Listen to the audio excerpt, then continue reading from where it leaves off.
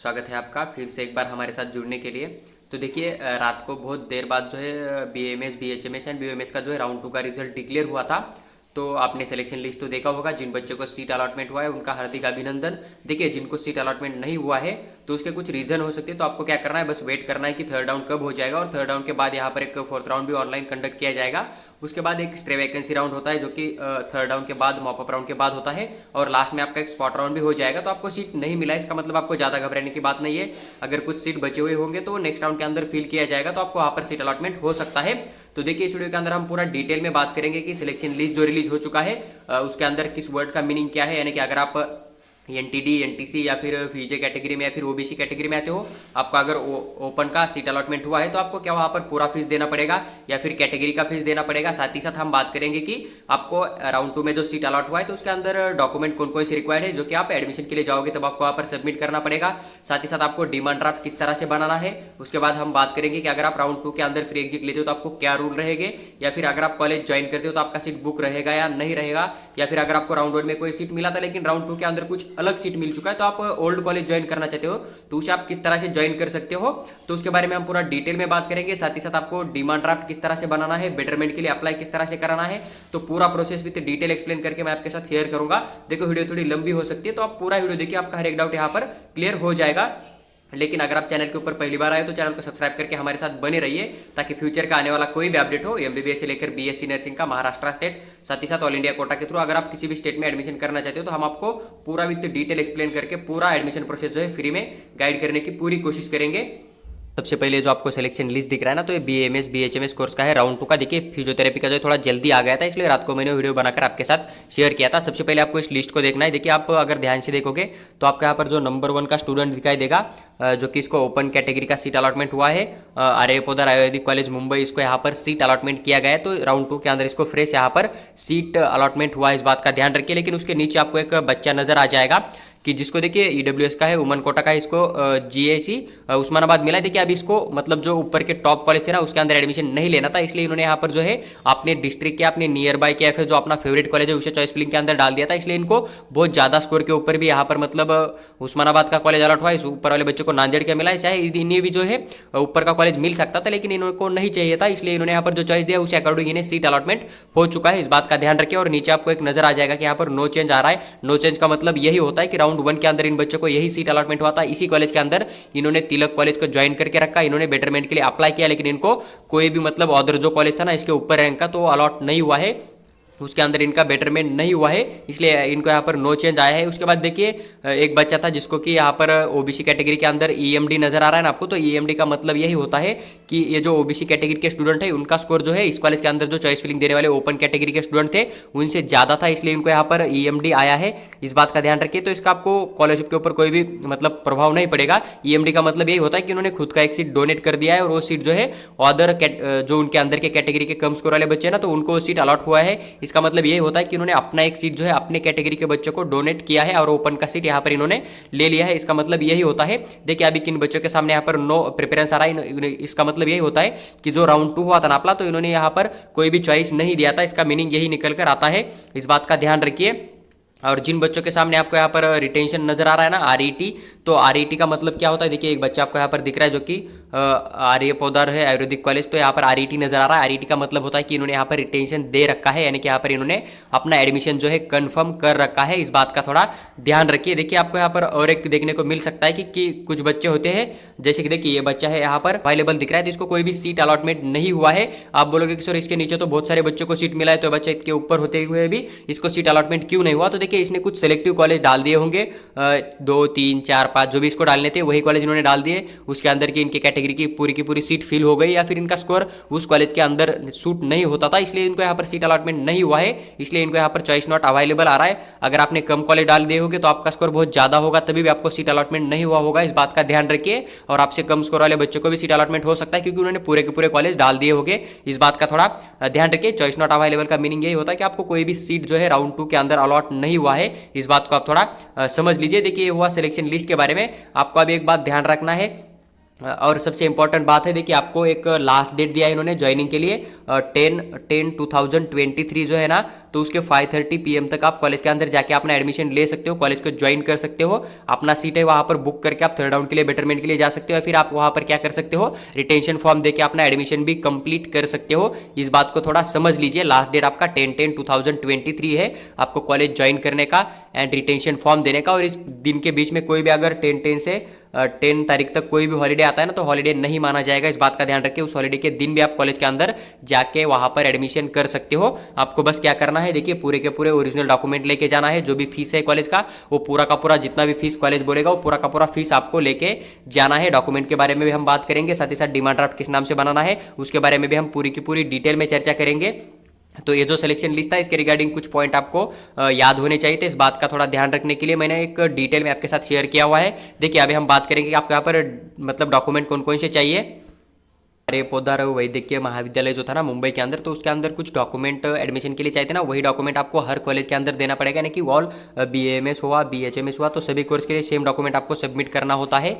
BAMS के लिए हुआ और फिजियोथेरेपी के लिए भी हुआ, तो पूरा जो भी डॉक्यूमेंट मैं इस वीडियो के अंदर डिस्कशन करूंगा, तो वही डॉक्यूमेंट आपको वहाँ पर देना पड़ेगा। इस बात का थोड़ा ध्यान रखिए। देखिए यहाँ पर अगर सबसे पहले बात करें हम, तो हम बात करें डॉक्यूमेंट के बारे में, तो आपको यहाँ पर सबसे पहले एक ऑनलाइन नीट एग्जाम का एप्लीकेशन फॉर्म होना चाहिए आपके पास, जो कि आपने नीट एग्जाम का फॉर्म फिल किया था ना, तो उसका एक प्रिंट आउट आपके पास अवेलेबल होना चाहिए। उसके बाद आपने जो ऑनलाइन रजिस्ट्रेशन फॉर्म फिल किया था ना CET सेल के ऊपर काउंसलिंग प्रोसेस में पार्टिसिपेट करने के लिए, तो उसका भी एक प्रिंट आउट आपके पास अवेलेबल होना चाहिए। उसके बाद एक नीट एग्जाम का एडमिट कार्ड यानी कि हॉल टिकट आपके पास होना चाहिए, 2023 का होना चाहिए। इस बात का ध्यान रखिए, जो कि आपका एडमिट कार्ड होगा। उसके बाद एग्जाम का मार्कशीट आपके पास अवेलेबल होना चाहिए नीट एग्जाम का। उसके पास आपके पास डोमासाइल होना चाहिए, आप महाराष्ट्र स्टेट से आते हो। उसके बाद देखिए 12th क्लास का जो एक मतलब TC यानी कि लिविंग सर्टिफिकेट जो है ना, वो भी आपके पास अवेलेबल होना चाहिए। उसके बाद SSC का मार्कशीट होना चाहिए। उसके बाद SSC का जो एक सर्टिफिकेट होना चाहिए, जो कि आपका पासिंग सर्टिफिकेट होता है, जिसके ऊपर कि आपका डेट ऑफ बर्थ यानी कि DOB मेंशन होता है। डेट ऑफ बर्थ के प्रूफ के लिए आपको 10th क्लास का जो एक मार्कशीट होता है ना, जिसके ऊपर जो है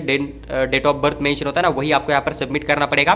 उसके बाद क्या करना पड़ेगा, आपको एक HSC का मार्कशीट देना पड़ेगा, वही SSC का पासिंग सर्टिफिकेट भी देना पड़ेगा, कि उसके ऊपर भी एक डेट ऑफ बर्थ लिखा हुआ होता है। इस बात का ध्यान रखिए। उसके बाद आपको क्या करना पड़ेगा, यहाँ पर एक मेडिकल फिटनेस देना पड़ेगा, जो कि आपके एज के फॉर्मेट में नीट यूजी का जो ब्राउचर रिलीज हुआ था ना, या फिर आपने रजिस्ट्रेशन फॉर्म फिल करते समय अपलोड किया था, वही दे सकते हो। अगर वो आपके पास अभी अवेलेबल नहीं है, गुम हो गया है, तो आप एक तो वहाँ पर ऑर्डर जो है डॉक्यूमेंट मेडिकल फिटनेस का बनाकर भी कॉलेज के अंदर सबमिट कर सकते हो, कोई प्रॉब्लम वहाँ पर क्रिएट नहीं होगा। उसके बाद देखिए एक एफिडेविट ऑफ गैप, एक गैप एफिडेविट देना पड़ेगा। देखिए अगर आपने 12th क्लास जो है ना इसी साल पास आउट किए हो, तो आपको कोई भी यहाँ पर गैप एफिडेविट देने की जरूरत नहीं है। या फिर आपका एडमिशन मतलब किसी कोर्स के लिए रेगुलर चल रहा था, आप जस्ट अभी TC निकाल कर आए हो 10 या 12 या 13 दिन, या फिर जब काउंसलिंग का रजिस्ट्रेशन फॉर्म फिल किया तभी आपने अगर TC रिव्यू किया है, तो आपको यहाँ पर कोई भी गैप एफिडेविट देने की जरूरत नहीं है। लेकिन अगर आपने 12th क्लास बहुत 1-2 साल पहले पास आउट किया है, आपने एडमिशन कहीं पर भी नहीं डाला था, वही 12th क्लास के अंदर पड़ा हुआ था आपका TC, तो आपको यहाँ पर एक गैप एफिडेविट बनाना पड़ेगा। इस बात का ध्यान रखिए। देखिए उसके बाद आपके पास आधार कार्ड होना चाहिए।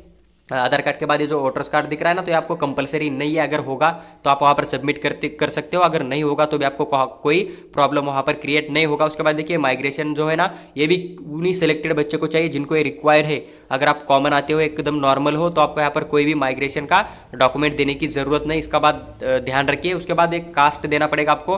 कास्ट सर्टिफिकेट जो है ना, वो किन्हीं बच्चों को देना पड़ेगा जो रिजर्व कैटेगरी के अंदर आते हैं ना, जो कि SC हुआ, ST हुआ, उसके बाद VJ NT वाले बच्चे ना, उनको भी देना पड़ेगा। OBC वाले जो बच्चे होते हैं उनको भी देना पड़ेगा। या फिर उसके बाद SBC वाले बच्चे आते हैं तो उनको भी देना पड़ेगा। और VJ NT के अंदर NTB वाले आते हैं, NTC या NTD, तीनों कैटेगरी के बच्चे आते हैं, तो उनको यहाँ पर कास्ट भी देना पड़ेगा। साथ ही साथ उन्हीं बच्चों को यहाँ पर कास्ट वैलिडिटी भी देना पड़ेगा। इस बात का ध्यान रखिए। लेकिन ये जो नॉन क्रिमिलेयर होता है ना, ये SC एंड ST स्टूडेंट को देने की जरूरत नहीं है। अदर जो भी स्टूडेंट है उनको यहाँ पर जो है नॉन क्रिमिलेयर सबमिट करना पड़ेगा। तो नॉन क्रिमिलेयर किन्हीं बच्चों को देना है जो OBC के अंदर आते हैं, उसके बाद SBC के अंदर आते हैं, और जो VJ NT के अंदर आते हैं ना, VJ NT के अंदर आपको पता है NTB, NTC एंड NTD आते हैं, तो उनको यहाँ पर नॉन क्रिमिलेयर का जो एक डॉक्यूमेंट होता है ना, वो सबमिट करना पड़ेगा। उसके बाद देखिए कुछ स्पेशल रिजर्वेशन के डॉक्यूमेंट होते हैं, जैसे कि PWD का कोटा हो। अगर आपने PWD के थ्रू अप्लाई किया था, आपको गवर्नमेंट के अंदर उसी कोटा के थ्रू सीट अलॉटमेंट हुआ है, तो आपको यहाँ पर PWD का डॉक्यूमेंट देना पड़ेगा। उसके बाद एक हिली एरिया होता है, तो हिली एरिया का भी आपको वहाँ पर डॉक्यूमेंट सबमिट करना पड़ेगा। अगर आपको हिली एरिया के थ्रू सीट अलॉटमेंट हुआ है, आपने उस रिजर्वेशन के थ्रू अगर CET सेल का रजिस्ट्रेशन फॉर्म फिल किया था। उसके बाद के भी होता है, महाराष्ट्र कर्नाटक बॉर्डर, तो वो भी आपको देना पड़ेगा। उसके बाद डिफेंस के थ्रू अगर आपने फॉर्म फिल किया था, आपको डिफेंस कोटा का सीट मिला था गवर्नमेंट कॉलेज के अंदर, क्योंकि डिफेंस वाला जो अदर रिजर्वेशन है तो प्राइवेट के अंदर नहीं होते हैं, इस बात को समझिए। तो डिफेंस 1 डिफेंस 2 जिसके भी थ्रू अगर आपने अप्लाई किया था तो वो डॉक्यूमेंट आपको यहाँ पर सबमिट करना पड़ेगा, इस बात को समझ लीजिए। और जो EWS वाले बच्चे यानी कि जो ओपन कैटेगरी वाले बच्चे होते हैं ना, तो उनको अगर उनका इनकम 8 लाख पर ईयर से कम होता है तो उनको यहाँ पर आधा फीस जो है यानी कि 50% फीस देना पड़ता है हर एक कॉलेज के अंदर, चाहे गवर्नमेंट हो या चाहे प्राइवेट हो। तो उन्हीं बच्चों को यहाँ पर एक EWS नाम का डॉक्यूमेंट होता है, तो EWS का डॉक्यूमेंट आपको यहाँ पर सबमिट करना पड़ेगा। या फिर अगर आपके पास EBC है तो EBC भी आप दे सकते हो। EWS का मतलब होता है कि इकोनॉमिकली वीकर सेक्शन। अगर आपका इनकम 8 लाख पर ईयर से कम है, आपने EWS कोटा के थ्रू अप्लाई किया तो आप यहाँ पर EWS डॉक्यूमेंट साथ में लेके जा सकते हो। उसके बाद आपको ध्यान क्या रखना है, देखिए आपको क्या करना पड़ेगा, डॉक्यूमेंट का एक ओरिजिनल पूरा का पूरा एक सेट लेके जाना पड़ेगा। उसके साथ आपको 3 जेरोक्स हर डॉक्यूमेंट के लेके जाने हैं, और आपको एक पेन ड्राइव ले लीजिए। पेन ड्राइव के अंदर पूरे के पूरे हर डॉक्यूमेंट का अलग अलग PDF बनाकर पेन ड्राइव के अंदर सेव कीजिए, स्कैन कीजिए, और वो पेन ड्राइव साथ में लेके जाइए। जब भी वो मांगेगी तो आप वहाँ पर सबमिट कर सकते हो। हालांकि बहुत सारे कॉलेज आपके ओरिजिनल डॉक्यूमेंट लेके स्कैन करके उन्हें अपलोड कर देंगे, लेकिन कुछ कॉलेज ऐसे होते हैं कि आपको पेन ड्राइव भी मांग लेंगे, तो आप वहाँ पर सबमिट कर सकते हो आसानी से। या फिर अगर आपने एडमिशन कन्फर्म कर लिया तो उसके बाद आपके पास कुछ PDF भी बच जाएंगे ना पेन ड्राइव के अंदर, तो आपको फिर कॉलेज को मांगने की जरूरत नहीं पड़ेगी। अगर आप स्कॉलरशिप फॉर्म भर रहे हो या कहीं अदर जगह पे अगर अप्लाई कर रहे हो तो वहाँ पर आपको कॉलेज को PDF मांगने की कोई जरूरत नहीं पड़ेगी। इसलिए पूरे के पूरे डॉक्यूमेंट स्कैन करके अपने पेन ड्राइव के अंदर आप रख सकते हो, इस बात का थोड़ा ध्यान रखिए। देखिए उसके बाद आपको क्या करना पड़ेगा, यहाँ पर एक डिमांड ड्राफ्ट बनाना पड़ेगा। तो देखिए डिमांड ड्राफ्ट के लिए मैं इसी कॉलेज का फी स्ट्रक्चर आपके साथ शेयर करूंगा, मतलब पूरा का पूरा फी स्ट्रक्चर का तो मैंने अलग एक वीडियो डाल दिया था, लेकिन एक जनरली डिमांड ड्राफ्ट आपको किस तरह से बनाना होता है ना, तो उसके बारे में हम डिटेल में बात करेंगे। लेकिन इससे पहले हम बात करेंगे कि आपको बेटरमेंट के लिए किस तरह से जाना चाहिए। देखिए सबसे पहले आपके सामने कुछ रूल मतलब बन सकते हैं। पहला रूल तो क्या बनेगा, देखिए बहुत सारे बच्चे ऐसे हैं कि उनको राउंड 1 के अंदर सीट अलॉटमेंट हो चुका था, ठीक है, उन्होंने राउंड 1 में जाके कॉलेज को ज्वाइन किया, उनका बेटरमेंट नहीं हुआ, उनके सामने जो है नो चेंज आपको नजर आ रहा है ना। तो अभी इस हालात में क्या करना चाहिए, देखिए अगर आपको राउंड 1 में कोई कॉलेज मिल चुका था, सेम आपने ज्वाइन किया उसे, राउंड 2 में गए आप, लेकिन राउंड 2 में कोई सीट अलॉटमेंट नहीं हुआ है, वहाँ पर सिर्फ नो चेंज आ रहा है, तो आपको सीधा वेट करना है कहाँ तक कि आपका थर्ड राउंड का जब चॉइस फिलिंग आएगा तब आप चॉइस फिलिंग देके थर्ड राउंड में बेटरमेंट के लिए बिल्कुल अप्लाई कर सकते हो। आपको कोई भी प्रोसीजर करने की जरूरत नहीं, यानी कि प्रोसेस करने की जरूरत नहीं होती है। सेकंड कंडीशन आपके साथ यही होगा कि राउंड 1 में आपने चॉइस फिलिंग दे दिया था तो आपको एक सीट अलॉटमेंट हो चुका था, उस कॉलेज को आपने ज्वाइन किया था, बेटरमेंट के लिए अप्लाई किया था, लेकिन राउंड 2 के अंदर आपको कोई अदर कॉलेज अलॉट हो चुका है। मान लीजिए कि आपको राउंड 1 के अंदर कोई X नाम का कॉलेज जो है मिल गया था, लेकिन आपने उसे ज्वाइन किया था, फिर राउंड 2 के अंदर चॉइस फिलिंग किया तो आपको कोई Y कॉलेज मिल रहा है, तो आपको क्या करना पड़ेगा, ये जो X वाला कॉलेज अलॉट हो चुका था ना, तो इसके अंदर जाना पड़ेगा। पूरे के पूरे जितने भी आपने वहाँ पर ओरिजिनल डॉक्यूमेंट दिए थे, जितना फीस शेयर किया था ना, तो पूरा का पूरा आपको लेके आना पड़ेगा। उसके बाद बैंक में जाके आपको डिमांड ड्राफ्ट बनाना पड़ेगा। अगर बैंक की छुट्टी होगी 10 तारीख तक तो आप यहाँ पर बिल्कुल अपना चेक भी दे सकते हो। उसके बाद जब बैंक स्टार्ट हो जाएगा तब आप यहाँ पर DD सबमिट कर सकते हो, इस बात का थोड़ा ध्यान रखिए। तो आपको पूरे के पूरे X कॉलेज से डॉक्यूमेंट एंड फीस सबमिट लेके आना पड़ेगा, और पूरा का पूरा जो फीस लेके आओगे ना तो आपको Y कॉलेज के अंदर सबमिट करना पड़ेगा। अगर Y कॉलेज आपका फेवरेट है, आपको पसंद है, तो आप इसे ज्वाइन करके रिटेंशन फॉर्म दे सकते हो। अदरवाइज अगर आपको इसका मतलब ज्वाइन नहीं करना है, रिटेंशन फॉर्म नहीं देना है, तो आप क्या कर सकते हो, बिल्कुल आप यहाँ पर ज्वाइन करके नेक्स्ट राउंड में के लिए पार्टिसिपेट कर सकते हो, बेटरमेंट के लिए अप्लाई कर सकते हो, आपके पास ये ऑप्शन हो जाएगा। लेकिन जिन बच्चों को राउंड 1 राउंड 2 में एक ही कॉलेज मिला था, नो चेंज आया था, तो वो बच्चे सीधा बेटरमेंट के लिए एलिजिबल है, इस बात का थोड़ा ध्यान रखिए। लेकिन जिनको राउंड 1 में कोई अलग कॉलेज मिला था, राउंड 2 में कोई अलग मिला है, तो आपको ओल्ड कॉलेज छोड़ना पड़ेगा, न्यू कॉलेज में ज्वाइन करना पड़ेगा और बेटरमेंट के लिए जाना पड़ेगा। रिटेंशन फॉर्म नहीं देना है, इस बात का ध्यान रखिए। और आगे चल के जो राउंड 3 के रूल है ना, वो भी मैं विद डिटेल एक्सप्लेन करके आपके साथ शेयर करूंगा। बस आप चैनल को सब्सक्राइब करके हमारे साथ बने रहिए। उसके बाद आपके साथ एक कंडीशन और बनता है कि राउंड 1 में आपको कोई भी सीट नहीं मिला था, राउंड 2 में सीधा आपको सीट मिल चुका है, तो क्या राउंड 2 में जो सीट आपको अभी अलॉट हो चुका है, XYZ कोई भी कॉलेज हो नेम का, तो इस कॉलेज को आप अगर नहीं लेना चाहते हो, तो आप बेटरमेंट के लिए जाना चाहते हो, आपके हाथ में कॉलेज रख के जाना चाहते हो, तो आप क्या कीजिए, पूरा का पूरा फीस एंड डॉक्यूमेंट कॉलेज के अंदर जाके सबमिट कर दीजिए और बेटरमेंट को अप्लाई कर दीजिए। थर्ड राउंड में अगर कोई न्यू कॉलेज मिलता है तो आपका राउंड 2 का कॉलेज चला जाएगा, वहाँ से आपको डॉक्यूमेंट एंड फीस पूरे के पूरे रिटर्न मिल जाएंगे। आप थर्ड राउंड के जो कॉलेज मिलेगा ना, तो वहाँ पर बिल्कुल सबमिट कर सकते हो, कोई प्रॉब्लम आपके साथ क्रिएट नहीं होगा। लेकिन बहुत सारे बच्चे ऐसे हैं कि राउंड 2 में कोई कॉलेज मिल चुका है, खास करके प्राइवेट कॉलेज, लेकिन वो अभी बोल रहे हैं कि सर हम फ्री एग्जिट लेके थर्ड राउंड में जाओगे, तो इसके लिए कुछ रूल है। राउंड 2 में अगर आप फ्री एग्जिट लेते हो तो राउंड 3 में जाने के लिए कुछ रूल है। देखिए रूल के ऊपर तो मैं एक डिटेल में वीडियो बनाकर आपके साथ शेयर करूंगा, बस आप 1-2 दिन का वेट कीजिए, एक दिन के अंदर या फिर कल या परसों में आपको वीडियो बनाकर शेयर करने की पूरी कोशिश करूंगा। लेकिन यहाँ पर एक बात मान लीजिए, राउंड 2 में आपको कोई X नाम का कॉलेज सीट अलॉटमेंट हो चुका है, वही आपको अगर राउंड 3 में जाना है, लेकिन आप जो X नाम का कॉलेज मिला है ना, इसे नहीं लेना चाहते हो, उसे छोड़ के जाना चाहते हो, तो आपको इसका सीट बुक नहीं रहेगा। और मान लीजिए कि पूरे के पूरे बच्चों ने अगर कॉलेज ज्वाइन कर लिया और जो आपने राउंड 2 में कॉलेज मिला था एक्स वाला, तो उसके अंदर अगर एक या दो ही सीट, मतलब जो आपने छोड़ा था वही सीट अगर वैकेंट होगा, लेकिन क्या हो जाएगा कि थर्ड राउंड के अंदर जो बच्चा आएगी वो अगर आपसे ज़्यादा स्कोर वाला बच्चा इस कॉलेज को चॉइस फिलिंग करेगा, तो फिर जो सीट आपको मिला था वो भी सीट आपका नहीं रहेगा। इस बात का ध्यान रखिए। इसलिए अगर आप कॉलेज को ज्वाइन करके बेटरमेंट के लिए जाते हो तो आपके लिए एक सेफ जोन रहेगा मेरे हिसाब से। तो अगर अदरवाइज अगर आपके पास कुछ प्रॉब्लम है, डॉक्यूमेंट नहीं है या फीस का प्रॉब्लम है, तो आप इसे स्किप करके अदर राउंड के अंदर जो फीस के अकॉर्डिंग भी कॉलेज डाल सकते हो, लेकिन वही आपकी थोड़ी बहुत रिस्क बढ़ जाएगी। तो देखिए, एक बेटरमेंट का जो भी रूल था थोड़ा बहुत मैंने आपके साथ विद डिटेल एक्सप्लेन करने की पूरी कोशिश की। अभी आपको जो ठीक लगता है वो प्रोसीजर आप यहाँ पर कर सकते हो। और एक बात है कि जिन बच्चों ने राउंड 2 में चॉइस फिलिंग नहीं किया था क्योंकि उन्होंने बीएमएस के लिए रजिस्ट्रेशन नहीं किया होगा अभी तक, या फिर सीईटी सेल का रजिस्ट्रेशन फॉर्म ही नहीं भरा था नीट एग्जाम देने के बाद, तो पूरे के पूरे बच्चे यहाँ पर अप्लाई करके जो राउंड 3 के लिए जा सकते हैं। बिल्कुल आपको कोई यहाँ पर कठिन परिस्थिति निर्माण नहीं होगी। उसके बाद देखिए, हम बात करें अगर डिमांड ड्राफ्ट का, तो देखिए डिमांड ड्राफ्ट के लिए आपको क्या करना पड़ेगा, हर कॉलेज का जो ऑफिशियल वेबसाइट है, जो सीट आपको अलॉटमेंट हुआ है ना, वहाँ पर जाके उनका फीस स्ट्रक्चर चेक कीजिए। वहाँ पर उन्होंने जो भी फीस आपके कैटेगरी के लिए मेंशन किया है ना, तो आपको दिखाई देगा, और नीचे उन्होंने मेंशन किया होगा कि आपको डिमांड ड्राफ्ट किस नाम से बनाना है।